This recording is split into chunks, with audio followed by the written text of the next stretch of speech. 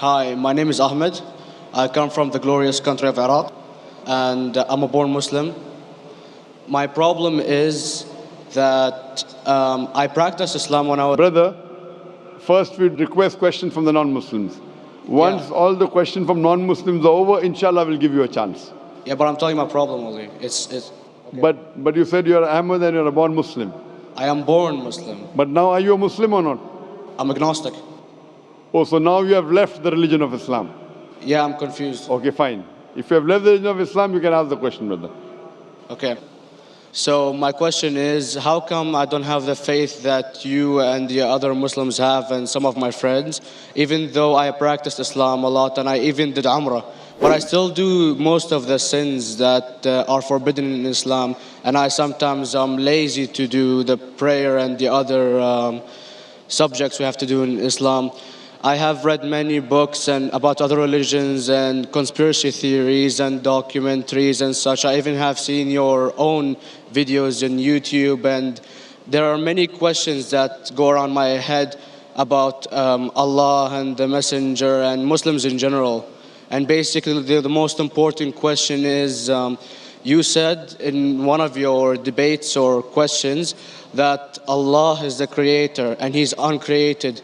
But I have realized, how can the uncreated exist? And if He exists, how can we notice Him? How can we see Him or hear Him or feel Him or know of His existence if He's uncreated in our own dimension or so? That's one of the questions. Brother Ahmed said that he is a born Muslim. He comes from Iraq.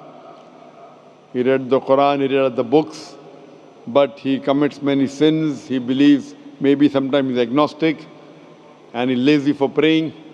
Brother, before I answer your main question, if you do sins and if you're lazy for praying, that does not make you a non-Muslim.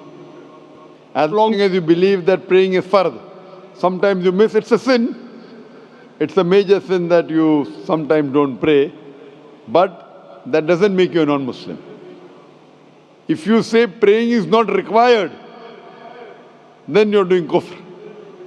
But if sometimes you do sin, sometimes minor sin, sometimes major sin, it is haram, it's forbidden, but that does not throw you outside the fold of Islam. There are sometimes waswasa of the shaitan asking you, you're a Muslim, but this is wrong in Islam, this is wrong. And it does deviate the person's mind. At that time, maybe your iman may be low. But these things should not make you consider that you're non-Muslim. Regarding a question that I mentioned in my speech, and you're right, that Almighty God is the creator, but He Himself is uncreated. You ask the question, how can the uncreated, how can we see the uncreated? And how it's possible? Allah subhanahu wa ta'ala is Khaliq, is the creator. And by definition, He's uncreated.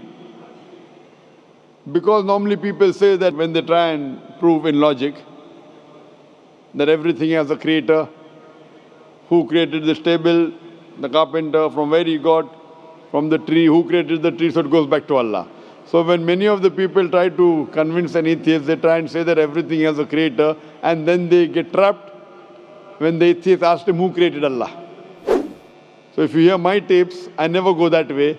I ask the atheist that how did you come to know about the universe? How did you come to know about the functioning of the stars, of the sun? And he says, and goes back, that the creator. So it's the vice versa. So if you know how to deal with logic, you don't trip over this problem with the atheist trap, the Muslims or the believers, by saying who created Allah. By definition, Allah is uncreated.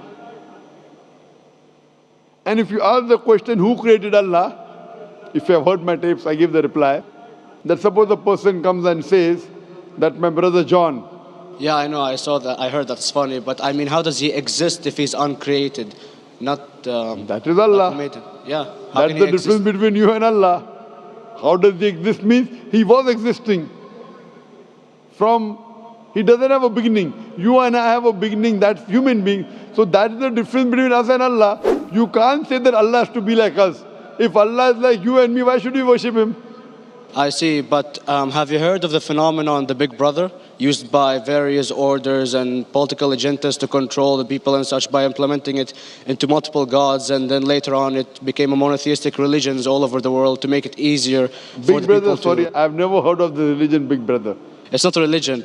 It's like a theory, an idea, basically. For What does it example, say? yes. What does this idea say? What does it say? Is that when you have a big brother, it's easier for you to live life. When you have someone watching you the whole time, understanding you the whole time, protecting you the whole time, being with you the whole time, and you can talk to him, although he never talks to you back, maybe in your dreams, do it to your mind and such, it's easier for you to live. While a human who does not have a big brother and is not easily controlled into doing so and is having complete freedom is a danger for the major ruling powers and such. What does this say? I don't understand. Big Brother may be there, Big Brother may not be there. So what does it have to do with Islam and God? What does it have to do? Because basically Allah is watching you the whole time. So you want to say that Allah is like a big brother? Indeed, you use him for your protection so you won't be scared. You know what I mean? See, this is the hypothesis. Hypothesis. If you have heard, how do I convince an atheist? If you have heard my answer, that you said that you're agnostic, you're atheist. Yeah. So first thing I do to an atheist is I congratulate him. What? I congratulate him. Have you heard my answer of atheist? Yeah, you congratulate them and stuff. But I haven't seen your debates with the atheist. I just saw your answers on some questions. Fine, so you haven't seen the answer of atheist? No, but I've seen your debate with David William Campbell. And that David William Campbell is not an atheist. Yeah, yeah. Now when an atheist tells me he does not believe in God like your theory of Big Brother, yeah, and if you believe in that theory, I will ask you, first thing I do to the atheist, I congratulate him. You know why? yeah, because they think and they don't follow what their parent does and such stuff like that. No. I congratulate him because he is not doing blind belief. The other people are doing blind belief. He is a Christian because father is a Christian. He is a Hindu because father is a Hindu. Most of the Muslims are Muslim because father is a Muslim. He is thinking. He says there is no God. He has said the first part of the Islamic Shahada, La ilaha. The reason I congratulate him is because he has said the first part of the Islamic Shahada, Islamic Creed, La ilaha. The only thing I have to do is illallah, which I shall do inshallah. So if you have heard my answer, an atheist becomes an atheist because he believes in science, he believes in logic. Or I ask him that if an equipment is bought in front of him, which no one in the world has ever seen, and if the question is asked, that who will be the first person who will be able to tell you the mechanism of this new equipment? What is the answer? Of course, he's going to tell you the producer or the maker of this equipment. Creator, producer, maker. So when we ask him questions that how did this universe come to existence, he will talk about the Big Bang. This what we're going to talk is already mentioned in the Quran 1400 years ago in Surah Anbiya chapter number 21 verse number 30. Avalam yaral lazina kafaru anna samawati wal arda kanat ratkum fataqnahuma. Do not the unbelievers see that the heavens and the earth were joined together and we clove them asunder. This what you came to know 50 years back is mentioned in the Quran 1400 years ago. Who could have mentioned that? Well, in various civilizations in like 2000 or 5000 BC before Islam came or Christianity itself, there was various civilizations that are good in astronomy and they know more about our solar system than we do now, sadly. Brother, your knowledge of science is little, not in-depth. I do agree. There are certain things which were known as hypotheses. For example, we came to know, we were proved that the earth was spherical in 1577. I know that in 6th century BC, there were Pythagoreans who believed that the earth was spherical.